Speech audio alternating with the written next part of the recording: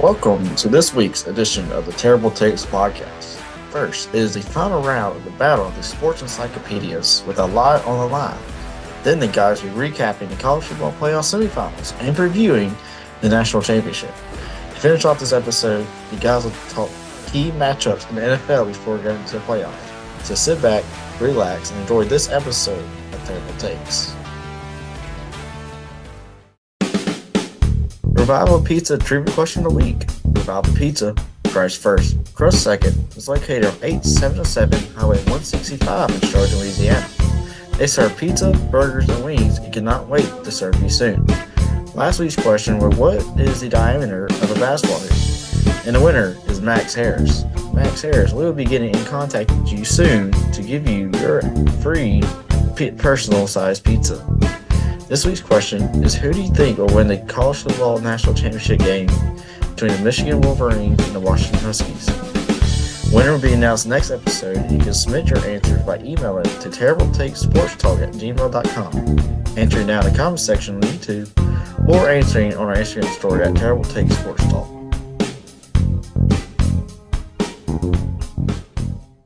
And welcome to the final week of the battle of these sports encyclopedias. So just to recap what's been happening, we are currently tied at a 9-game series, 4-4. And so this also goes along with our bowl pick'em. And the winner of this week's battle wins the whole series and gets 3 bonus points added to their bowl pick'em score. And right now, Stockley is ahead 22 to John Adams 20 to bowl pick'em. So Stockley wins tonight. He's basically the ultimate winner. Jada wins, he'd be ahead by 1, and it comes down to the national championship. So, all right, fellas, y'all ready? Yes, sir. All right, so since Stockley's going first, because since he is in the lead, he had the choice of either going first for the battle or picking the national championship first, and he ultimately decided to go with the battle first. So, Stockley, whenever you're ready, choose your first team. With my first pick and the most natty since AP poll began draft, I'm going to select my team, the Oklahoma Sooners. And you are correct. Oklahoma Sooners on the board. All right, I'm going to go with my team. This is typically what we do. I'm going to go with Alabama. And you're correct. Alabama with 13 natties, the most. I'm going to go with the pride of Louisiana. I'm going to go with LSU. LSU down there with 4 natties. Stockley on the board with 2 points. No wrongs yet. I'm going to go with Texas. Texas, hook 'em. Downfall of Texas in the semifinals. Stockley, what's going to be your third guess? The Cornhuskers. Give me Nebraska. Nebraska with 5 natties since the AP poll began. None missed yet. Which Adam be the first. Notre Dame. Notre Dame with the second most natties. 4 behind Bama. The Stock could be the first one to miss. Give me the Buckeyes. Give me Ohio State. With 8 natties, right behind Notre Dame. But above your Oklahoma Sooners.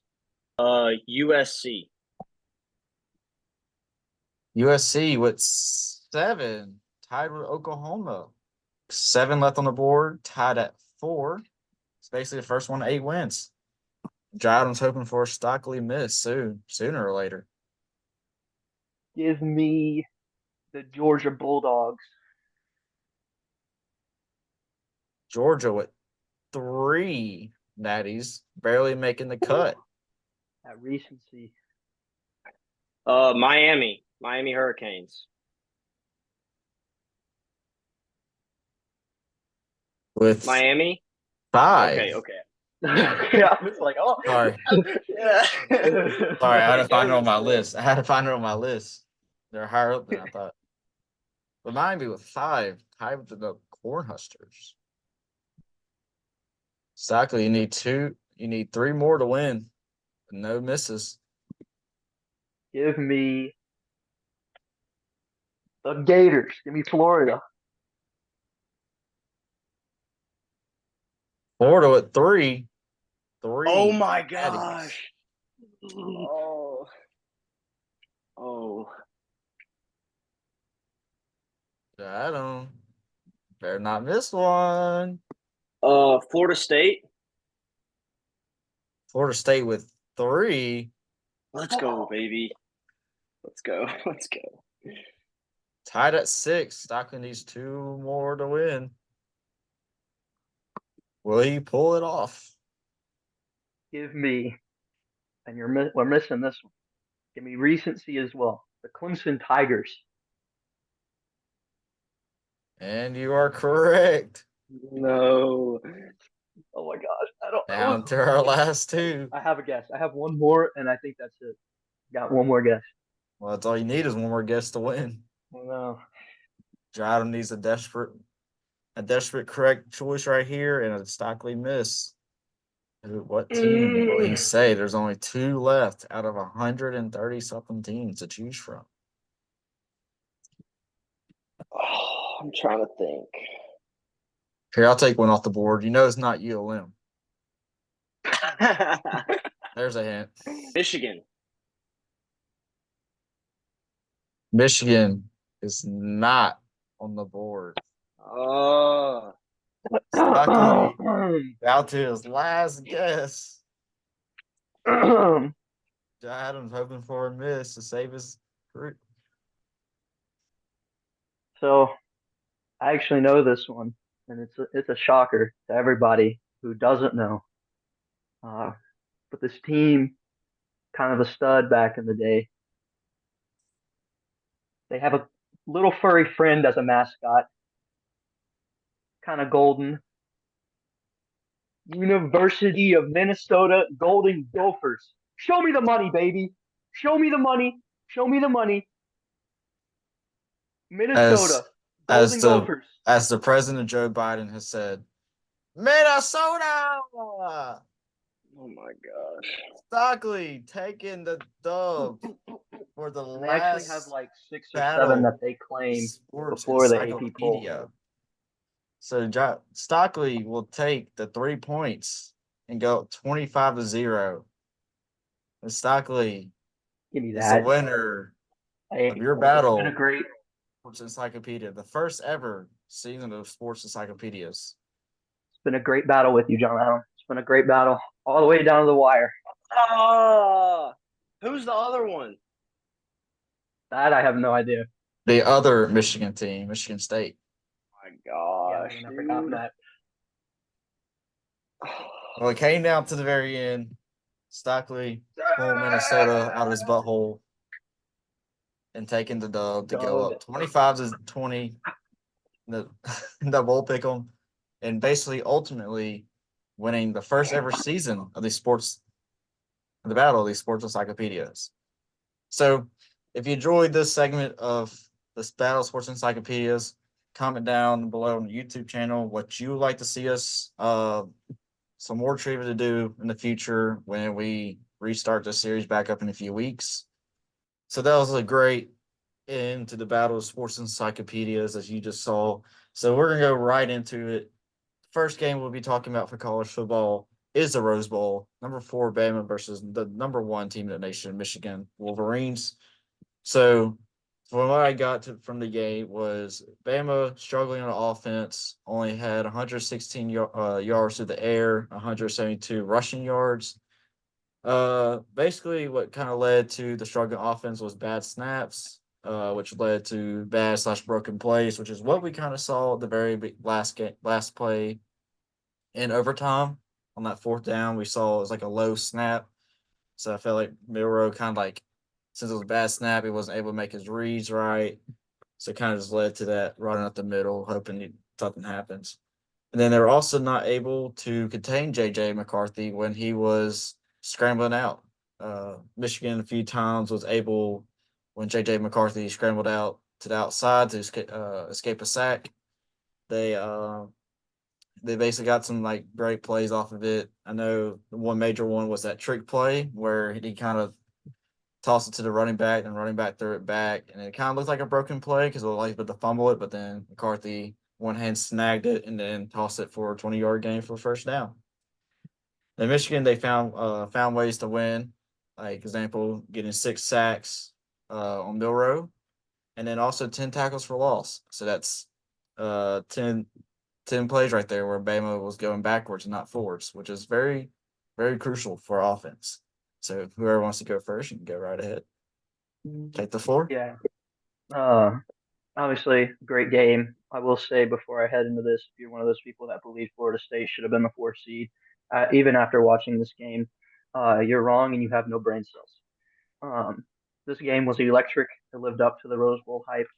Um, going right into it, last week I mentioned, can Michigan get quarterback pressures? Can they cut off Milroe's legs? Can they get sacks? And they did. They had 5 first pass sacks. They had 6 in total. Sorry. Um, you know, Bama's run offense, it seemed all right. I mean, McClellan averaged 6 yards per carry.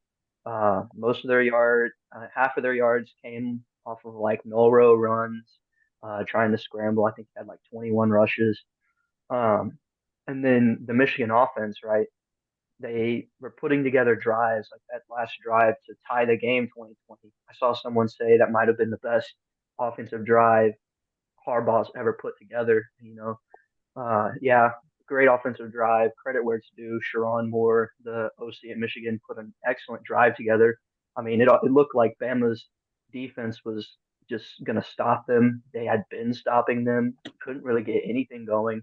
Yeah, that trick play by McCarthy was exceptional. And then I look on the stats and think, well, what happened on those 2 touchdown drives by Michigan? They converted 2 4th downs, 4th and 1, I think a 4th and 2, both converted, extended the drive, 2 touchdowns, crucial. Bama's defense couldn't generate any turnovers except for that muff punt. That was stupid. And they almost got one at the end, which was also almost stupid. They only got 1 sack. They didn't really get to McCarthy for like any pressures or anything like that. And then my last point is the pass defense for Michigan. You mentioned it, 116 in the air for Milroe. He's been exceptional really after that Tennessee game of being good in the air, using his legs. We didn't really see the passing game too much. I don't know if they completed any deep balls on Michigan, and if they did, it was probably like one.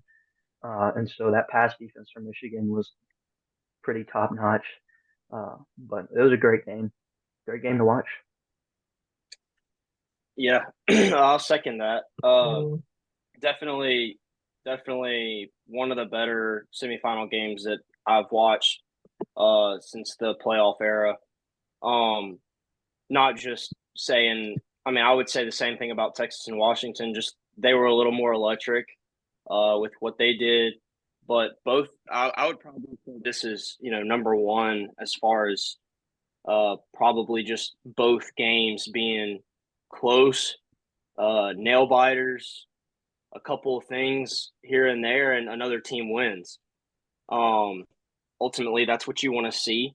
I think the committee got it right this year. I think we all knew that once the committee released the top 4. And so I was very pleased with both games in general. But going into this one a little bit, just kind of diving into it. First and foremost, like Holden already mentioned, like Jacob already mentioned, I mean, you can see it.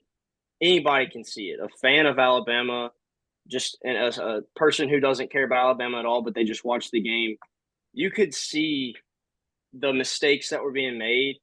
It was never about can Alabama do it. It's if they're gonna do it. And this whole year, you've seen 2 different types of Alabama teams. The one team that struggled against Texas, which is a good loss. I'm not saying that nobody would struggle against Texas. It's a good loss. And then the same team that struggled, with South Florida. Like that, it's whenever you start adding the mistakes that you're supposed to be not making when you lose football games, and you can be the best team ever in college football era and still lose a game because you had penalties or you can't snap the ball to your quarterback or blocking assignments, whatever it is, you're not going to win a game like that. And I'm very impressed with how our defense played. I know they put up 27, but ultimately, I mean, y'all watched the game. I'm sure pretty much anybody who's going to listen to this did watch the game. I mean, honestly, And they only scored 13 in regular time, and they just had that right, lucky exactly. drive at the very end where they got the fourth down conversion and some third downs, and then Right. I boom, mean, I now wouldn't they're at say it was 47 because of lucky. overtime. I wouldn't say it was a lucky drive, but it was definitely, the Yeah. entire game. Bama's defense did what they needed to Yeah, do to get the ball into exactly. Monroe's hands. Well, I mean, they Yeah. didn't do So it. Michigan didn't do anything in the second half, so that's why I kind of said lucky. But Yeah, yeah, right, you know what I mean. right. Honestly, it came down in this game, back to this game. It came down to our offensive line and snaps and reading progressions, which if you're getting a snap low and you pick up your head and it's too late, you're not going through any progressions. You're not looking at anybody. He is strictly getting up, maybe looking one way and either getting hit or having a run. I mean, that's what you're left with. Ultimately, the bottom line is fundamentals killed us. Our defense played great. I mean, you can't ask much more from our defense. I personally think we played the wide receivers well. We actually, I felt like, played the run game pretty well for what they had. That was their main thing coming into the game, and I felt like we did pretty well against that. Um, it ultimately came down to not having the confidence in our offense to get it done, and that showed on on the overtime drive. Move on to the Sugar Bowl. Number 3 Texas versus number 2 Washington. As you know, or unless you live on the rock, Washington won, and kind of like a thriller. Basically, same thing. Came down to the last play, another fourth down, and Texas couldn't do it. So basically, for Texas, their turnovers hurt. They lost 2 fumbles on I think one was on a kick return, maybe, and I think another one was during the play. And their offense didn't struggle. I think they had over 350 yards of offense, but they just had no answer at the very end. Great play by the Washington cornerback or DB for jumping up and basically swatting out of bounds like a block in basketball. In Washington, stellar offense, 430 yards to the air by Michael Penix and 2 TDs. So we just have to see if Michigan's defense will be able to stop Washington's offense. So, Stockton. uh, yeah, another great game. One of those things where you're like, yeah, committee absolutely nailed it on this one. Heading into the game, I will say, although I picked Washington to win, I was still very nervous because Texas had the capability to win that game, and it showed. Um, both teams' offenses were amazing. I think I'm more surprised at Washington's offense, I'm being honest, because Texas does have a very good defense. They have a defense that can stop you and stop your offense, stop you on third downs. I mean, both teams on third down struggled. And that was one of my main points on last week's episode was can Washington make those third down stops and get the ball into Penix's hands because he's the player, he's your playmaker, he's your guy who's going to get you touchdowns. I mean, he's the main guy with the ball in his hand every play, and they did that. 4 of 11, that's possessions that you get back to Penix. 2 turnovers by the defense. Only accumulated to 3 points in total. But that's turnovers that limited Texas possessions. And one of them, yeah, one was in the run of play, and that was in Washington territory. But Washington way more efficient on offense, and I think that was the story of the game was can Washington be effective? Can they be efficient? Can they score when they have the ball? They had 6 plays that were over 20 yards, 8 plays over 19 yards. And so huge. That was the best game I've seen Penix play all year. 29 of 38. I'm pretty sure he was perfect in the entire third quarter. 430 in the air, 2 touchdowns, no turnovers. And that's what you want. And time of possession, and still your Thunder once again, 36 minutes time of possession. That's what you need if you want to win a football game. They were able to be balanced, take time off the clock, move the ball efficiently, and still get over 500 yards and 37 points. So good job on Washington for winning that game. They deserve to be in the title game with Michigan. So, yep. Yeah, I mean, I've been one of the doubters on Washington, basically since their first game against Oregon, when they won by a field goal, and you know, it's kind of leaving me speechless about how much they're surprising me every single time they get in a big game and they perform well. And it's because they've had games where they didn't and they barely squeaked by or they struggled against a team that they should have beaten really bad. And I think everybody had the same thoughts because it's a realistic thought to have.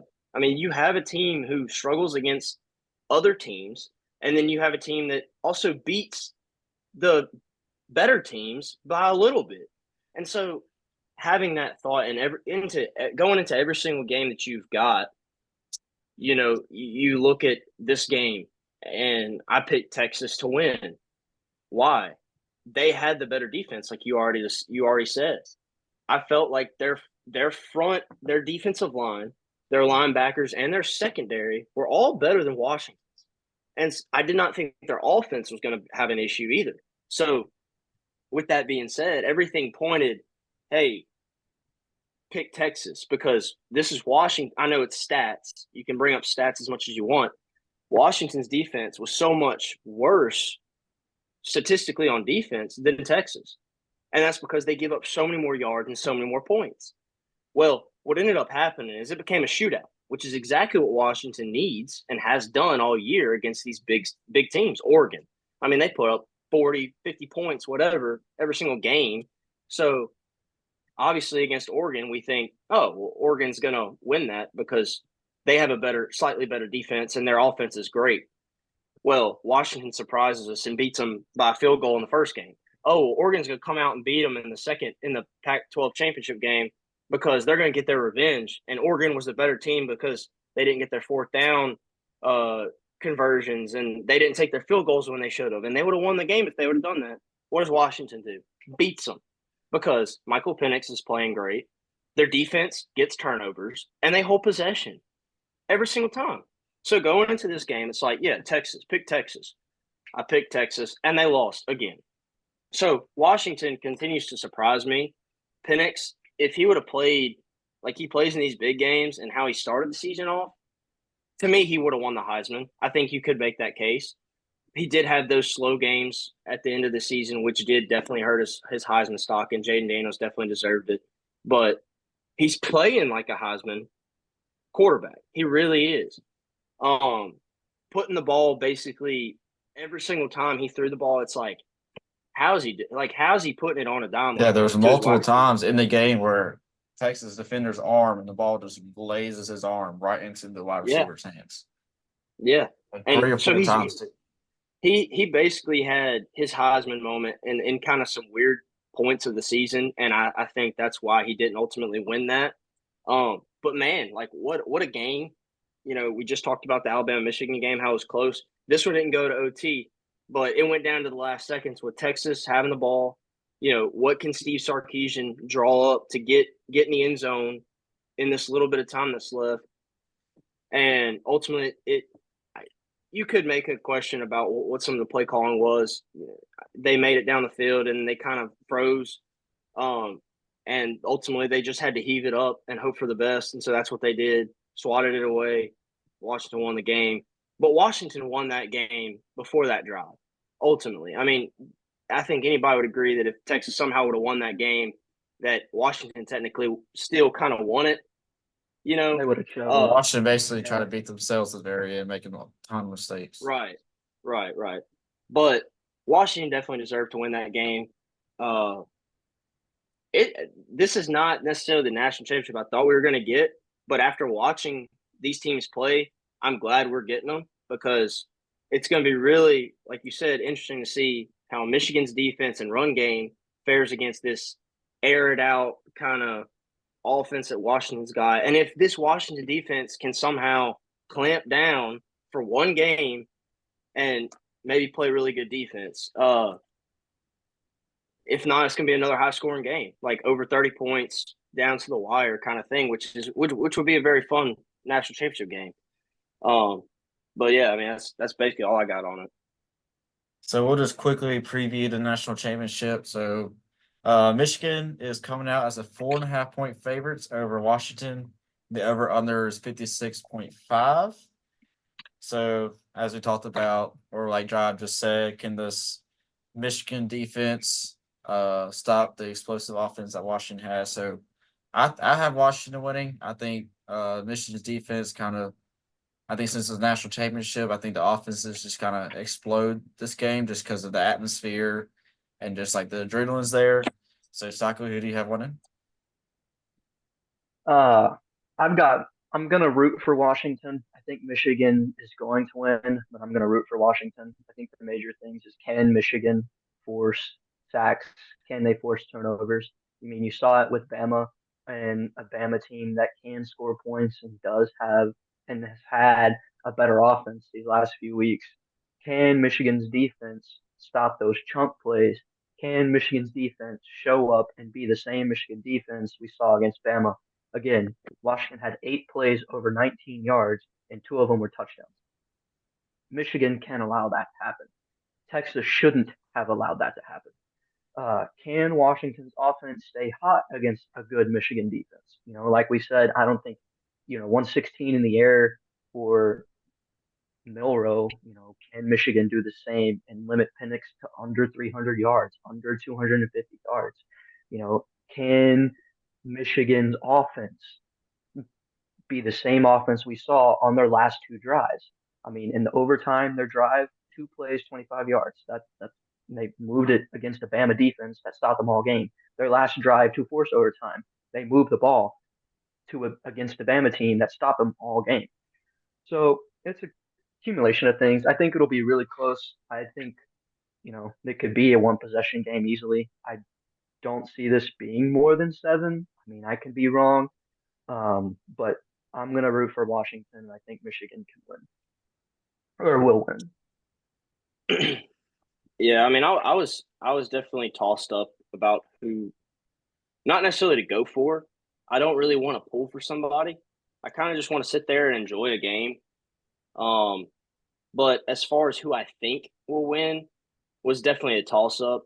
Obviously, Michigan just played Alabama. We discussed that, and how good their offensive line has been to get Blake Corum the yards he needs to be able to keep drives going.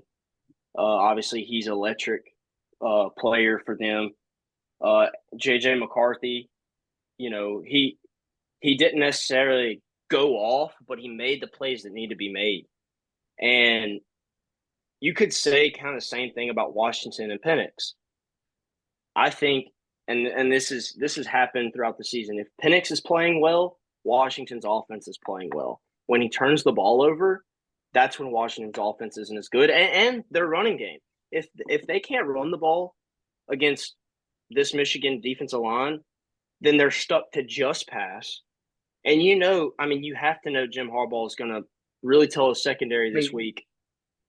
You saw it against the Texas game, right? Every time they ran the ball, they got stopped, and it was, well, your offense is passing. Why are we running the ball here? Just pass. Right. Because Texas had no answer. If Michigan has an answer, can you rely on that offense? And they did. Their starting running back is injured. I mean, who knows if he's going to play? I mean, right. So ultimately, it's going to come down to Jim Harbaugh telling his defensive line to be aggressive when the runs happen and put pressure on him too. I mean, there has to be pressure on the quarterback, or he's going to have all the time in the world to get the ball out. And his secondary has got to make plays against Washington's wide receivers. They got a good wide receiver core, so it's not like a one player kind of thing. You got to be ready for anything, which is why I think it could be a high scoring game. Because Michigan doesn't have the greatest defense. I do think they allow a good bit of yardage and points. I think that can happen. So I think this really good Washington offense is going to put up at least 30. I think that's going to happen. It's going to come down to, can Michigan be stopped? Because I don't think Washington's defense is going to have that capability unless they do force some turnovers. I mean, it's going to be the same for both teams, and the possession time. That's going to be key too. Michigan, I think, will have a better chance of controlling possession. I think they're going to have probably 8+ minutes of possession. Ooh. So when Washington has the ball, can they convert? Will they have a high percentage of converting in those third down plays and stuff like that? Because they're going to need to. They're going to need to go down and at least get field goals. I mean, obviously touchdowns too, but points in general. Points in general, because if you can get some turnovers against Michigan, I think that's your best chance of winning that game. Force a turnover, maybe 2, and have a high percentage on third down. If you go for it on fourth down, convert. If you're in the red zone, scoring, not ending in a field goal. But for Michigan, I think they've got the better squad to hold on to the ball the longest.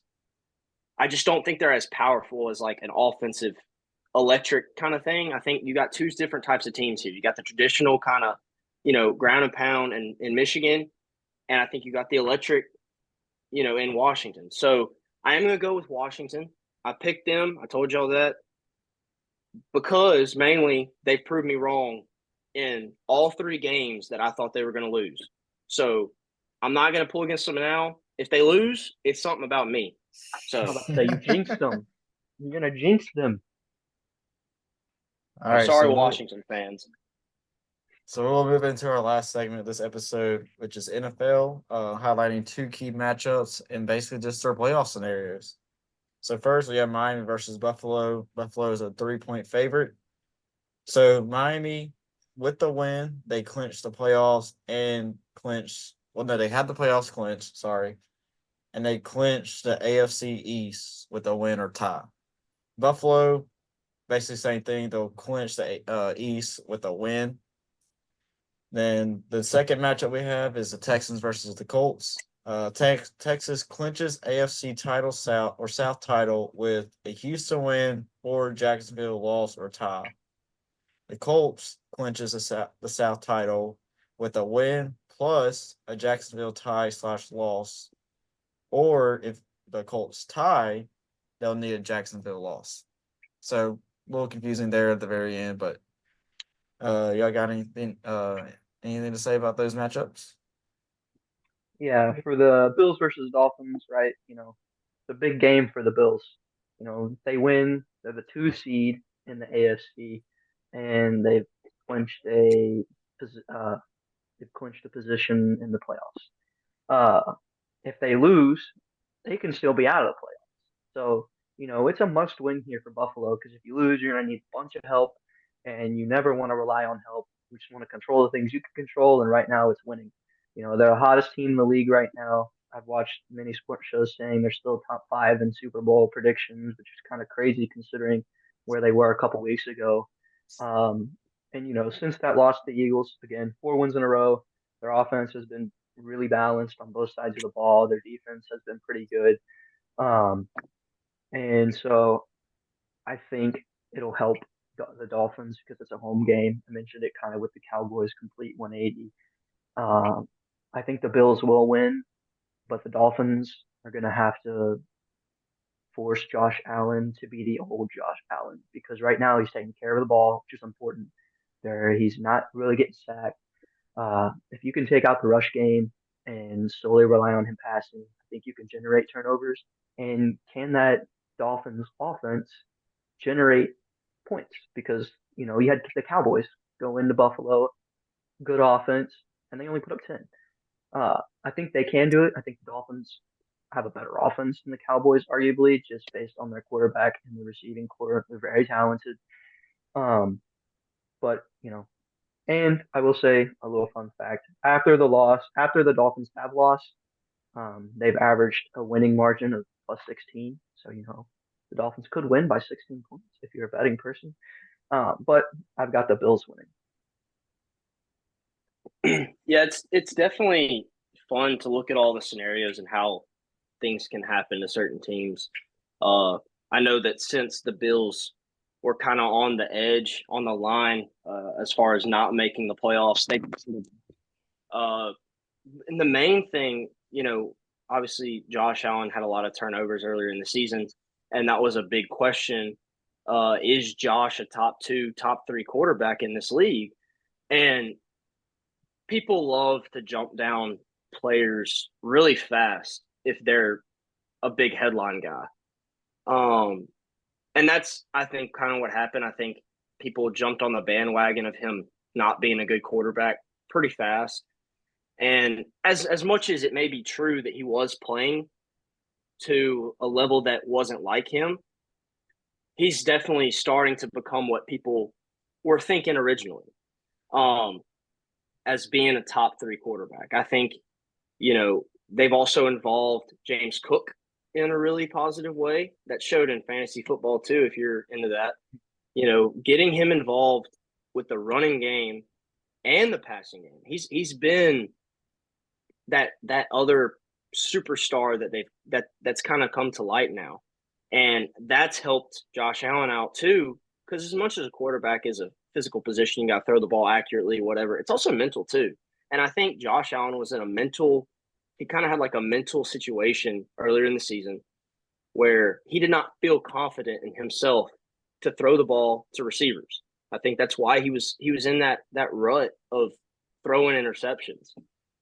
And then he looks confident again. He's running the ball. He's making plays with his legs.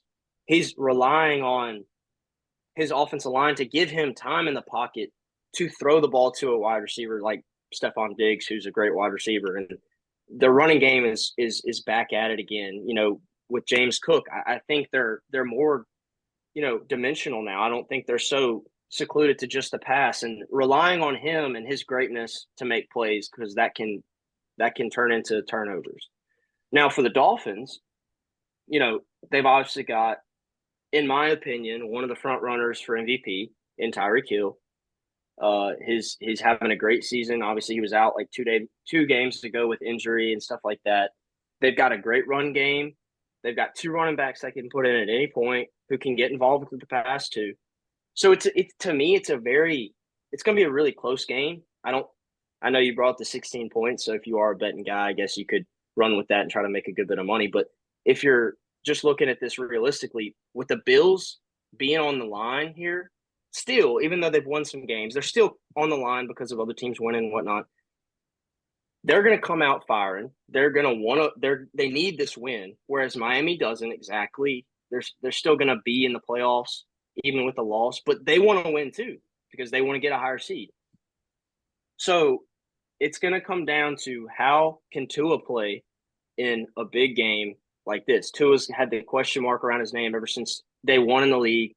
Can they beat a really good team? And I think if the Bills make the playoffs, they're, as much as I don't agree with the odds of being 5th probably in the Super Bowl, I do think that they are a scary team to face in the playoffs first round. So this is their chance maybe for the Dolphins to eliminate the Bills. But can Mike McDaniel scheme to get Tyreek involved and that running game involved? Because if you can, that's one of the best offenses in NFL. So I'm going to go with the Dolphins strictly because I've got guys over there that I like a little bit better than the Bills. But the Bills are definitely on a hot tear, and it's going to be interesting to see how this game goes strictly because the Bills need this win. It's going to be a fun game. I think it's going to be probably the best game of the weekend. So, All right, the next game is the Texans versus the Colts. I got anything to say about that? Yeah, pretty straightforward. Just based on stats wise, Texans 14th in offense, Colts 10th in offense. So both relatively kind of similar. Both really love the pass. They don't really run that much. However, the Texans have been getting the run game involved a little bit more. And then the Texans 13th in defense and the Colts 27th in defense. So I think the big thing is, can Stroud, second game back from concussion, a little banged up wide receiver room, can he lead the Texans to a win? I think he can. I think the Texans will get a win. They met in week 2 Anthony Richardson got knocked out for the year. They brought in Gardner Minshew, and he's been playing ever since. I think because it's his second game in the NFL, comes some slack. Maybe that's why he lost, like the Texans lost, although he performed really well. Uh, I think the Texans need to make Minshew uncomfortable. When the Colts have lost, Minshew doesn't really have the best game. He gets sacked a bunch. He turns the ball over. And so, can the Texans force turnovers, make Minshew uncomfortable, get interceptions, get the ball in Stroud's hand? Because we've seen it this entire year. Stroud's looked really freaking good. And so, I've got the Texans winning. Yeah, I'm not going to take much time on this one, but I will shout out Blake, who was on our podcast. Buddy, I hope your team wins, the Texans, because that's who I'm pulling for. And I'm sorry if they lose. It's not because of me. But I'm about to say, every time I pull for them, they lose. yeah. So I do think CJ Stroud is, from what we've seen this year, is the real deal. I think he is a franchise quarterback. They have the pieces that they need to be a good playoff team to compete in the playoffs, whatever it is. Running game has gotten better. I think that was kind of a little iffy spot at one point. They didn't have like a star running back, but they have gotten the running game going a little bit. Obviously, they've got a pretty young wide receiver core that can get the ball and make plays. So I am going to go with the Texans. I think they'll beat them by probably 11 or 10, something like that, somewhere around there over that. But we'll see. The last thing we'll talk about before ending this episode for the NFL is there's an interesting scenario going on in the NFC South. So you have the Saints and the Tampa Bay Buccaneers that are sitting at 8-8, with the Falcons at 7-9. So no one yet has claimed the division yet, because they're, like I said, 8-8, and then you have a 7-9 team, and also you have Carolina that's very awful. But Tampa Bay is playing playing at Carolina, and then the Falcons are playing at New Orleans. So just to go over a little bit, Tampa Bay, they can clinch the NFC South title with a win, or if they tie, they need a New Orleans loss or tie. And for the Falcons, they just need a win, I think, they just need a win plus a Tampa Bay loss. But for the Saints, they got a little bit more going on for themselves. So to clinch the NFC South title, they need a win plus a Tampa Bay loss or tie, or a tie or New Orleans tie plus a Tampa Bay loss.